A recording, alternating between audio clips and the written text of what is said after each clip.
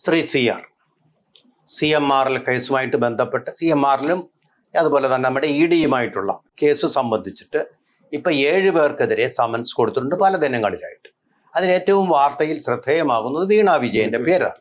സ്വാഭാവികം, മുൻ മുഖ്യമന്ത്രിയുടെ മകളെന്നുള്ളതായി. പക്ഷേ ഈ ചർച്ച ചെയ്യുന്നതെല്ലാം അതിൻ്റെ സാമ്പത്തിക സാങ്കേതിക വീക്ഷണകോണങ്ങളിൽ നിന്ന് മാത്രമാണ്.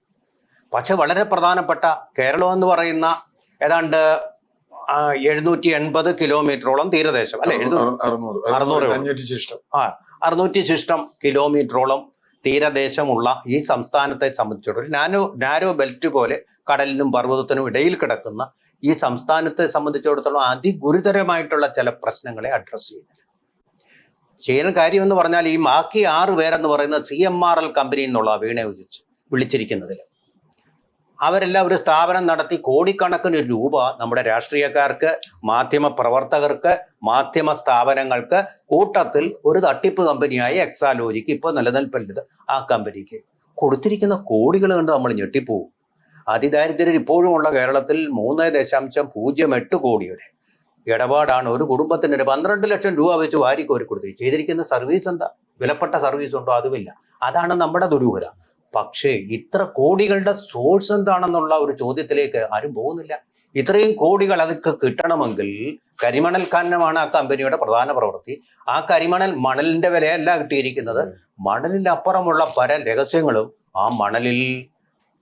താങ്കൾക്ക് അറിയാവുന്ന പോലെ നമ്മുടെ ആലപ്പുഴ ബെൽറ്റ്, ഓണാട്ടുകര ബെൽറ്റ് കേരളത്തിലെ ഏറ്റവും പ്രധാനമായിട്ടുള്ള ഫ്രജൈലായിട്ടുള്ള ഏരിയയാണ്. കടലിന്റെ ആക്രമണം, സുനാമി സമയത്ത് ഏറ്റവും കൂടുതൽ ആക്രമണം ഉണ്ടായ കാർത്തികപ്പള്ളി ഉൾപ്പെടെയുള്ള പ്രദേശങ്ങളിൽ എത്ര മരണങ്ങൾ. അപ്പൊ അവിടെ ഈ തോട്ടപ്പള്ളി അതുപോലെ തന്നെ VS അച്യുതാനന്ദൻ വരെ എതിർത്തിരുന്നതാണ് അവിടുത്തെ മണൽ ഖനനം. CPIക്കാർ സമരം നടത്തിയിരുന്ന എന്ത് വന്നാലും ഞങ്ങൾ നടത്തുമെന്നുള്ള ധാർഷ്ട്യത്തോടുകൂടി CPM ചെയ്തതാണ്. അതിന്റെ ഒരു ഭാഗമാണ് ഈ കർത്തയുടെ കമ്പനിയും. അപ്പോ പരിസ്ഥിതിയെ ഹനിച്ചുകൊണ്ട്, കേരളത്തിന്റെ മനുഷ്യരുടെ ജീവിതത്തെ ഹനിച്ചുകൊണ്ടുള്ള ചില ഏർപ്പാടുകൾ ഇവിടെ നടന്നിരിക്കുന്നു. അതിന് കർത്താവ് കൊടുത്ത വിലയാണ് എക്സാലോജിക്കിനുള്ള സംഭാവന, രാഷ്ട്രീയക്കാർക്കുള്ള സംഭാവന, അതുപോലെ തന്നെ മാധ്യമ സ്ഥാപനങ്ങൾക്കും പ്രവർത്തകർക്കുമുള്ള സംഭാവന. ആ ഒരു ആംഗിളിലെ അല്ലെ വാസ്തവത്തിൽ നമ്മൾ കൂടുതൽ ഫോക്കസ് ചെയ്യേണ്ടത്. തീർച്ചയായിട്ടും ഇവിടെ ആദ്യത്തെ ചോദ്യം എക്സാലോജിക്ക് എന്ത് വർക്ക് ചെയ്തു എന്നാണല്ലോ നമ്മൾ ചോദിച്ചത്. ഇപ്പൊ നമ്മളൊരാൾക്ക് പൈസ കൊടുക്കണമെങ്കിൽ ഒരു സേവനത്തിന്, അല്ലെങ്കിൽ ഒരു ഉൽപ്പന്നത്തിന്, അല്ലെങ്കിൽ ഒരു റോ മെറ്റീരിയൽ, എന്തിനാണെങ്കിലും ഇവിടെ ഒരു സേവനവും എക്സാലോജിക് ചെയ്തിട്ടില്ല എന്ന് ഇപ്പൊ എല്ലാവരും സമ്മതിച്ചിട്ടുണ്ട്. കാരണം അവർ സോഫ്റ്റ്വെയർ അപ്ഗ്രഡേഷൻ ഒന്നും ചെയ്തിട്ടില്ല. മൈക്രോസോഫ്റ്റിന്റെ വേർഡ് മറ്റേ ഓഫീസ് കൊടുത്തു എന്നാണ്. മൈക്രോസോഫ്റ്റ് ഓഫീസ് എന്ന് പറഞ്ഞാൽ നമ്മുടെയൊക്കെ കയ്യിലുള്ള സാധനം, നമ്മുടെ മൊബൈലിലുള്ള സാധനം. അപ്പൊ അതിനിപ്പോ ഒരു കമ്പനി ഒന്നും വേണം. ആദ്യം അങ്ങനെയൊക്കെയാണ് പാർട്ടിക്കാർ വാദിച്ചിരുന്നത്. ഇപ്പൊ സേവനമൊന്നും ചെയ്തിട്ടില്ല എന്ന് CMRലും എക്സാലോജിക്കിന്റെ വീണ വിജയനും അംഗീകരിച്ചു കഴിഞ്ഞിരിക്കുന്നു. വീണ തൈക്കണ്ടി. അപ്പൊ അതവിടെ നിന്നു. അപ്പോഴാണ് ഇത് എങ്ങനെയാണ് ഈ സേവനം വന്നതെന്ന് ആലോചിക്കുക. അങ്ങനെ ആലോചിക്കുമ്പോഴാണ് നേരത്തെ പറഞ്ഞ കരിമണലിലേക്ക് എത്തുന്നത്. കേരളത്തിൽ കരിമണൽ പ്രോസസ് ചെയ്യുന്ന 3 കമ്പനികളാണുള്ളത്. ഒന്ന് സെൻട്രൽ ഗവൺമെന്റിന്റെ IR ചവറ, മറ്റൊന്ന് KMML ശങ്കരമംഗലം, ചവറ തന്നെ അടുത്ത്. അത് ഇതിൽ നിന്ന് 2ആയി വേർതിരിച്ച് മോണോസൈറ്റും ഇൽമനൈറ്റും വേർതിരിക്കും. മോണോസൈറ്റിൽ നിന്നാണ് തോറിയം ഉണ്ടാക്കുന്നത്. നമ്മുടെ ആറ്റോമിക് എനർജിയുമായി ബന്ധപ്പെട്ട് തോറിയം അത് സിഗരേറ്റ് ചെയ്യുന്ന ഒരു കമ്പനി അവിടെയുണ്ട്. അതിന്റെ പ്രേക്ഷകർക്ക് വേണ്ടി അഡ്വാൻസ്ഡ് ന്യൂക്ലിയർ സൈറ്റ്സിൽ ഉപയോഗിക്കുന്ന, അതായത് ഫാസ്റ്റ് ബ്രീഡർ റിയാക്ടറിന് ഇന്ധനമായി മാറ്റാൻ ഉപയോഗിക്കുന്ന. ഇത് ഇന്ധനം ബ്രീഡർ എന്ന് പറഞ്ഞാൽ മനസ്സിലായല്ലോ. നമ്മളൊരു പ്ലാന്റ് ഉപയോഗിച്ചാൽ ഇന്ധനം കുറയല്ല, ഈ ഇന്ധനം കൂടുകയില്ല. അപ്പൊ ഇന്ധനം കൂട്ടുന്നതിന് തോറിയത്തിന്റെ, അത് അതിന്റെ സാങ്കേതിക നമ്മൾ പോണ്ട, തോറിയ അതിൽ പൊതിഞ്ഞ് ഈ റിയാക്ഷൻ നടക്കുമ്പോൾ, ഒരു പ്ലാന്റ് നടക്കുമ്പോൾ അതിൽ നിന്ന് തോറിയം നമുക്ക് പ്ലൂട്ടോണിയമായി അല്ലെങ്കിൽ യുറേനിയമായി മാറി വരും. ഇതാണ് അതിന്റെ തിയറി.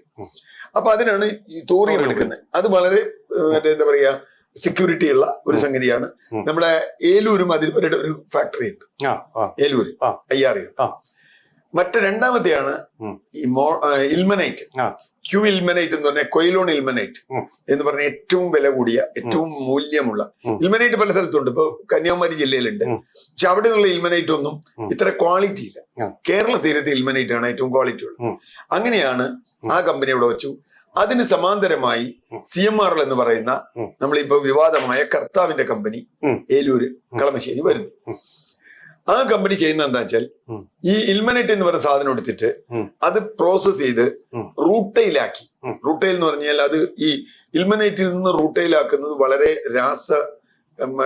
കോംപ്ലിക്കേഷൻ ഉള്ള ഒരു സംഗതിയാണ്, ഹൈലി പൊല്യൂട്ടിംഗ് ആണ്. അപ്പൊ ഈ റൂട്ടൈലാക്കി കയറ്റി അയച്ചാൽ ഇതിന് വലിയ മൂല്യം കിട്ടും. കാരണം അവിടെ ജപ്പാൻ ഒന്നും റൂട്ടൈൽ ഉണ്ടാക്കില്ല, കാരണം അത് പൊല്യൂട്ടിംഗ് ആണ്. അപ്പൊ അതുകൊണ്ട് പൊല്യൂഷൻ മുഴുവൻ ഇവിടെ ചെയ്യും. എന്നിട്ട് ഇത് റൂട്ടൈലാക്കി കയറ്റി അയച്ചാൽ ഇത് വാല്യൂ എഡിഷൻ വളരെ കൂടുതലുള്ള ഒരു സാധനം. വാല്യൂ എഡിഷൻ എന്ന് പറഞ്ഞാൽ ഇപ്പൊ നമ്മൾ സാധാരണ ഒരു കിലോ ഇരുമ്പയിര് എടുത്തിട്ട് അത് ഇരുമ്പാക്കി മാറ്റുമ്പോൾ കിട്ടുന്ന ലാഭം എന്ന് പറഞ്ഞ ഒരു 60%, 70%, ഒരു ഇരട്ടിയൊക്കെ വരും. ഇതങ്ങനെയല്ല, 50 ഇരട്ടി വരെ വരും. കാരണം ഈ പ്രോസസ് ഇവിടെ നടക്കുന്നത്. അത് പെരിയാർ മലിനീകരിച്ച് അതിന് വേറെ കഥയാണ്. പെരിയാർ മലിനീകരിച്ച് അവിടെ പെരിയാറിൽ മൾട്ടി കളർ എന്നൊക്കെ കേട്ടിട്ടില്ല, അതൊക്കെ വരുന്ന ഈ CMR-ൽ നിന്നാ. ഇത് ആസിഡ് പ്രോസസ് ഒക്കെ ചെയ്ത് പുറത്തേക്ക് വിട്ട് ഈ കെമിക്കൽ റൂട്ടൈൽ കയറ്റി അയക്കും. അത് ചെയ്യുന്ന ഒരു കമ്പനിയാണ് CMR. അപ്പൊ ഇവർക്ക് ഈ കരിമണൽ വേണം. ഇവർക്ക് കരിമണൽ വേണം എന്നുള്ളത് കുറെ കാലമായിട്ടുള്ള ഇവരുടെ ഒരു ആവശ്യമാണ്. ആവശ്യം അനുസരിച്ച് ഇപ്പൊ കരിമണൽ ഖനനം ചെയ്യുന്ന മുഴുവൻ ആലപ്പാട് നിന്നാണ് തുടങ്ങി വെച്ചത്. കൊല്ലം ജില്ലയിൽ അറിയാലോ, കേരളത്തിൽ ഏറ്റവും കൂടുതൽ സുനാമി മരണമുണ്ടായ സ്ഥലമാണ് ആലപ്പാട്. കാർത്തികപ്പള്ളി താലൂക്ക് മുഴുവൻ അല്ല, കാർത്തിക കൊല്ലം, കാർത്തിക ജില്ലയിലെ കൊല്ലം ജില്ല. അവിടെ എന്താ വെച്ചാൽ കഴിഞ്ഞ 60 വർഷമായി കുറേശ്ശെയായിട്ട് ഖനനം നടക്കും. കുറേശ്ശെ പിന്നെ വലിയ തോതിൽ ഖനനം നടക്കുന്നുണ്ട്. അവിടെ ഒരു പഞ്ചായത്തിന്റെ കഥ മാത്രം പറയാം. 90 സ്ക്വയർ കിലോമീറ്ററുള്ള ഒരു പഞ്ചായത്താണ് ആലപ്പാട് പഞ്ചായത്ത് ഉണ്ടായത്. ഇപ്പോഴും രേഖയിലുണ്ട്. ഇപ്പൊ അതിന്റെ വിസ്തീർണം നിങ്ങൾ ആലോചിച്ചാൽ ചിരിച്ചു പോകും. 9 സ്ക്വയർ കിലോമീറ്റർ ഇല്ല. കടലാക്രമണം മണൽ മാറ്റുമ്പോ കടലെടുത്തിട്ട് അതൊരു വശം അവിടെ സമരം നടക്കും. ആ ഘട്ടത്തിലാണ് 2003, 2004 ഇവിടെ ഈ ആലപ്പുഴ ആറാട്ടുപുഴ മേഖലയിൽ 2003 സുനാമിക്ക് മുമ്പ് ഖനനം നടത്താൻ വേണ്ടി സ്വകാര്യ മേഖലയ്ക്ക് അനുമതി കൊടുക്കാൻ അന്നത്തെ UDF സർക്കാർ, അതിൽ പ്രത്യേകിച്ചും കുഞ്ഞാലിക്കുട്ടി അടക്കമുള്ള ആളുകൾ അതിൽ താല്പര്യം ഉണ്ടായിരുന്നു, ഇല്ല നമുക്ക് പറയാൻ പറ്റില്ല. അന്നത്തെ UDF സർക്കാർ അതിന് തീരുമാനമെടുത്തു. അതിനെതിരെ അവിടെ വലിയൊരു സമരം നടന്നു. സമരത്തിൽ പങ്കെടുത്തുള്ള ആളാണ് ഞാൻ. 2002 മുതൽ ഈ വിഷയത്തിൽ ഇടപെടുന്ന ഒരാളാണ്. അപ്പൊ 2004 വലിയൊരു അവിടെ എന്താ പറയാ മനുഷ്യചങ്ങല തീർത്തു. ആറാട്ടുപുഴ തൃക്കുന്നപ്പുഴ, അതായത് നമ്മൾ ഇവിടുന്ന് ഹൈവേക്ക് പോകുമ്പോ തോട്ടപ്പള്ളി സ്പിൽവേ കഴിഞ്ഞാൽ റൈറ്റിലേക്ക് ഇറങ്ങും. ഈ തോട്ടപ്പള്ളി പറഞ്ഞുകൊണ്ട് തോട്ടപ്പള്ളി അത് രണ്ടാമത് വരുന്നു. നാരോ ചെയ്ത ഒരു പ്രദേശമാണല്ലോ. അതെ, കടലാക്രമണം, തീരദേശ ശോഷണം സംഭവിച്ച ഒരു സ്ഥലമാണ്. അല്ല, അപ്പൊ ഈ തോട്ടപ്പള്ളി കഴിഞ്ഞ് പിന്നെ തെക്കോട്ട് ഹൈവേക്ക് പാരലായി അങ്ങേറ്റം വരെ പോവാം. ആറാട്ടുപുഴ, തൃക്കുന്നപ്പുഴ, ആറാട്ടുപുഴ 2 പഞ്ചായത്തുകൾ. ഈ ആറാട്ടുപുഴയാണ് ഈ മണൽ എടുക്കാൻ തീരുമാനിച്ചത്. തൃക്കുന്നപ്പുഴ, ആറാട്ടുപുഴ ചെറിയ സ്ട്രിപ്പാണത്. നേരത്തെ പറഞ്ഞതുപോലെ കിഴക്ക് കുട്ടനാട്, പടിഞ്ഞാറ് കടൽ, ഹൈവേ, അത്രേ ഉള്ളൂ. അപ്പൊ ഇത് മാത്രമല്ല കുട്ടനാട് ആലോചിക്കണം, കടലിനേക്കാൾ താഴ്ന്ന ലെവലില്ല. അപ്പൊ ഇതൊരു ബണ്ടാണ് സത്യത്തിൽ. ഈ മണൽത്തിട്ട് എന്ന് പറഞ്ഞ ഒരു ബണ്ടാണ്. കടൽ ഇതിനേക്കാൾ ഉയരത്തിലാ. കടലിനെ ഡാം കെട്ടി നിർത്തിയൊക്കെയാണ്. നമ്മൾ അങ്ങനെ ആലോചിച്ചാൽ മനസ്സിലാവുള്ളൂ. അപ്പൊ ഈ മണൽ ഖനനം ചെയ്യാൻ പാടില്ല എന്ന് പറഞ്ഞ അവിടെ സഖാവ് MA ബേബി എന്ന് ജില്ലാ സെക്രട്ടറിയാണ്. MA ബേബിയും CPI-യും കുറെ സാംസ്കാരിക നായകന്മാരും സുധീരനും UDF-ലാണെങ്കിൽ പോലും VM സുധീരൻ അടക്കം ഇത് ഖനനം പാടില്ല എന്ന് പറഞ്ഞ അവിടെ സമരം നടത്തി. അങ്ങനെ ആ ഖനനം സ്വകാര്യ മേഖലയ്ക്ക് കൊടുക്കണ്ടെന്ന് തീരുമാനിച്ചു. അങ്ങനെ ഇരിക്കുന്ന ഘട്ടത്തിലാണ് 2016 സർക്കാർ വരുന്നത്. അപ്പൊ കർത്താവ് എല്ലാവരെയും ഇങ്ങനെ പിടിക്കുന്ന ആളാണ്. കർത്താവിന് എങ്ങനെയെങ്കിലും ഒരു എൻട്രി കിട്ടണം. അപ്പൊ നേരിട്ട് വന്നിട്ട് ഇപ്പൊ ഖനനം ചെയ്യാൻ പറ്റില്ല. അപ്പൊ അതിനൊരു മാർഗം കണ്ടെത്തിയെന്ന് വെച്ചാൽ 2018 കുട്ടനാട് ഫ്ലഡ് വന്നു. കുട്ടനാട് എപ്പോഴും ഫ്ലഡ് വരും. കുട്ടനാട്ടിലെ ഫ്ലഡ് കുറയ്ക്കാൻ വേണ്ടി തോട്ടപ്പള്ളിയിൽ നിന്ന് മണൽ മാറ്റുക. മണൽ ഖനനമില്ല, മണൽ മാറ്റുക, സേവനം. അങ്ങനെ അത് ഡിസാസ്റ്റർ മാനേജ്മെന്റിന്റെ ഗുണം എന്താ അറിയോ? ഇപ്പൊ നമ്മൾ വേറെ ആറാട്ടുപുഴ ഖനനം ചെയ്യണമെങ്കിൽ നിങ്ങൾക്ക് 16 പെർമിറ്റ് വേണം. അതായത് ആറ്റോമിക് എനർജിയുടെ പെർമിറ്റ് വേണം, കാരണം ഇത് ആറ്റോമിക് എനർജി ഉണ്ട്. മൈനിങ് പെർമിറ്റ് വേണം, തീരദേശ സംരക്ഷണ നിയമം പാലിക്കണം. അങ്ങനെ കുറെ നിയമങ്ങളുണ്ട്. പിന്നെ പരിസ്ഥിതി മറ്റു നിയമങ്ങളൊക്കെ ഉണ്ട്. ഇവിടെ അതൊന്നും വേണ്ട. ഡിസാസ്റ്റർ മാനേജ്മെന്റ് എന്ന് പറഞ്ഞാൽ നിങ്ങൾക്ക് ഒരു നിയമം പാലിക്കേണ്ട. അവിടെ മൈനിങ് നിയമം വേണ്ട, തീരദേശ നിയമം വേണ്ട, ആറ്റോമിക് എനർജി ആക്ട് വേണ്ട. അപ്പൊ എന്ത് ചെയ്യുന്ന ഇത് അങ്ങ് മാറ്റുക. അപ്പൊ തോട്ടപ്പള്ളിയിൽ വെള്ളം പോകാൻ ഗുണമുണ്ടാക്കാൻ എന്ന് പറഞ്ഞിട്ട് വന്നത്. അന്ന് തന്നെ തോട്ടപ്പള്ളിക്കാർ പറഞ്ഞു ഇതിലൊരു കുഴപ്പമുണ്ട്. ഇവിടുത്തെ ജനങ്ങൾ ഇതെടുത്തു കഴിഞ്ഞാൽ തോട്ടപ്പള്ളി ഇടിയും, പുറക്കാട് ഇടിയും. 2 വശവും ഈ തോട്ടപ്പള്ളി സ്പിൽവേയുടെ 2 വശവും ഇടിയും. അങ്ങനെ വന്നാൽ ഇത് കേടാണ് എന്ന് പറഞ്ഞു. പക്ഷെ പറ്റില്ല, ഡിസാസ്റ്റർ മാനേജ്മെന്റ് വേണം. അന്ന് ആളുകൾക്ക് ഇതിന്റെ കളി മനസ്സിലായില്ല. പക്ഷേ ഡിസാസ്റ്റർ മാനേജ്മെന്റ് പേരിൽ അവിടെ നിന്ന് എടുക്കുന്ന കരിമണൽ വലിയ തോതിൽ അവിടെ നിന്ന് കൊണ്ടുപോകണം. ഇത് എവിടേക്കാ കൊണ്ടുപോകണമെന്ന് അറിയാം. ഇത് കൊണ്ടുപോകാൻ ഇതുവരെ പെർമിറ്റ് ഇല്ല. യഥാർത്ഥത്തിൽ മൈനിങ് പെർമിറ്റ് ഉണ്ടെങ്കിൽ ഇത് കൊണ്ടുപോകാൻ പാടും. നമ്മളൊരു മൈനിങ് സാധനം കൊണ്ടുപോകണമെങ്കിൽ ഇത് അവിടെ നിന്ന് മാറ്റണം. അതാണ് ഞങ്ങൾ മാറ്റുക. അങ്ങനെ മാറ്റി ഇത് കൊണ്ടുപോയി ഇത് കർത്താവിന്റെ കമ്പനിയിൽ പല റൂട്ടുകൾ വഴി എത്തിച്ചിരുന്നു. ഇതാണ് കഥ. ഇതിനൊരു കണക്കില്ല. അപ്പൊ മറ്റു കണ്ണനാണ് ഈ കണക്കുണ്ട്, ഇതിനൊരു കണക്കില്ല. ഇതിന് കാശ് അങ്ങോട്ട് കൊടുക്കുക. കാരണം ഇത് മാറ്റിയിട്ട് മണ്ണ് കൊണ്ടുപോട്ടെ. അതിന് കാശ് കൊടുത്ത് മണ്ണും കൊണ്ട് പോകണം. അപ്പൊ സർക്കാരിന്റെ പൈസ, സർക്കാരിന്റെ മണ്ണ്, നാട്ടുകാരുടെ പ്രശ്നം. ഇതിനെതിരെ അവിടെ ശക്തമായ സമരം കുറെ കാലമായിട്ട് നടക്കുന്നുണ്ട്. നമ്മളൊക്കെ സമരത്തിന് പോകുന്നുണ്ട്. CMRL ഈ വിവാദം വന്നപ്പോഴാണ്, പൈസ കൊടുക്കുന്ന വിവാദം വന്നപ്പോഴാണ് ഇത് പെട്ടെന്ന് ലിങ്കായി. എപ്പോഴാണ് ഡിസാസ്റ്റർ മാനേജ്മെന്റ് മുഖ്യമന്ത്രിയുടെ വകുപ്പാണ്. ഇപ്പോഴും എപ്പോഴും മുഖ്യമന്ത്രിയുടെ ഡിസാസ്റ്റർ മാനേജ്മെന്റ് വെച്ച് ഇവർക്ക് ഖനനം ചെയ്യാൻ എപ്പോഴാണ് പെർമിറ്റ് കൊടുത്തത് എന്ന് ചോദിച്ചപ്പോഴാണ് അതിന് സമാന്തരമാണ് വീണ വിജയന് പണം കൊടുത്തത്. ഇതിൽ വളരെ ലളിതാണ് ഡേറ്റ്. വീണ വിജയന് കമ്പനിക്ക് ആദ്യം ഇത് മാത്രമല്ല, ഒരു 75 ലക്ഷം രൂപ ലോൺ കൊടുക്കുന്നുണ്ട് ഇവര്. ഈ കർത്താവിന്റെ ഭാര്യയുടെ പേരിൽ ഒരു കമ്പനി ഉണ്ടായിരുന്നു. ഒരു 75 ലക്ഷം രൂപ ലോൺ കൊടുത്തു. ലോൺ കൊടുത്ത കമ്പനി ഇപ്പൊ ഇല്ല. ഞാൻ അങ്ങേക്ക് ലോൺ തന്നിട്ട് ഞാനില്ലെങ്കിൽ അങ്ങേക്ക് അത് ഫ്രീ കിട്ടിയതല്ലേ. എന്റെ കമ്പനി ഇല്ലെങ്കിൽ അങ്ങോട്ട് ആരും ചോദിക്കാനില്ല. അതിനർത്ഥം എന്താ? ഫ്രീ കൊടുത്തതാണ്. തട്ടിക്കൂട്ട് കമ്പനി ഉണ്ടാക്കി കൊടുത്തു. അപ്പൊ എന്തിനു കൊടുത്തു എന്ന് ഇപ്പോഴും പെടുത്തില്ല. ഇതാണ് ഇപ്പോ വിവാദം വന്നത്. ആദായ നികുതി വകുപ്പിന്റെ നമ്മൾ ഒരുപാട് ചർച്ച ചെയ്താണ്. ആദായ നികുതി വകുപ്പിന്റെ റിട്ടേൺസിൽ ഇവർ കൊടുത്ത മറുപടിയാണ് ഒരു സേവനവും ചെയ്തിട്ടില്ല, വെറുതെ കൊടുത്താണ്. അപ്പൊ നമ്മൾ ആലോചിക്കുമ്പോൾ എന്തിനു വെറുതെ കൊടുത്തു എന്ന് നോക്കുമ്പോൾ ഒരു ഡേറ്റ് മാച്ച് ചെയ്യുന്നുണ്ട്. ഏത്? കർത്താവ് വെറുതെ ഒരു അപേക്ഷ കൊടുക്കുന്നു CMRL. എന്തിന്? ഞങ്ങൾക്ക് മണൽ ഖനനം ചെയ്യണം, ഞങ്ങൾക്ക് ഇവിടെ റോ മെറ്റീരിയൽ ഇല്ല, ബുദ്ധിമുട്ടാണ്. അപ്പൊ ഇവര് പറഞ്ഞു റോ മെറ്റീരിയൽ ആദ്യം പറ്റില്ല എന്ന്, കാരണം ഇവിടെ ഖനനം അനുവദിച്ചിട്ടില്ല. രണ്ടാമത്തെ ഇത് കഴിഞ്ഞു വരുമ്പോ പിന്നെ അതിന്റെ രൂപം മാറുന്നു. കർത്താവിന് ഖനനത്തിന് പെർമിറ്റ് ഇല്ല, പക്ഷെ ഡിസാസ്റ്റർ മാനേജ്മെന്റിന് മണലെടുക്കാൻ പെർമിറ്റ് ഉണ്ട്. കർത്താവിന് ഖനനം വേണമെന്നില്ല, മണൽ കിട്ടിയാൽ പോലെ. കർത്താവ് ഈ മണൽ വളരെ കൂളായി അവിടുന്ന് കടത്തുന്നു. എന്ന് പറഞ്ഞാൽ വളരെ മൂല്യമുള്ളതും അതുപോലെ ക്രിട്ടിക്കൽ ആയിട്ടുള്ളതും ഇപ്പൊ എന്താ പ്രശ്നം എന്ന് വെച്ചാൽ കർത്താവിന്റെ അവിടെ എത്ര മണൽ പോയി ആർക്കും അറിയില്ല. ഇത് കിഴക്കോട്ട് പോകും, തെക്കോട്ട് പോകും, പടിഞ്ഞാട്ട് പോകും. അല്ല, ഇത് വാല്യൂ ആഡഡ് ആക്കാൻ എന്റെ ഒരു സംശയമാണ് ചോദിക്കുന്നത്. വാല്യൂ ആഡഡ് ആക്കാൻ അതിനൊരു പ്രോസസിംഗ് വേണ്ട, അതിനൊരു ഫാക്ടറി വേണ്ടേ? അത് ഈ സ്ഥാപനത്തിലുണ്ടോ? അതല്ലേ CMRL പണി. അതാണ് ചെയ്തു.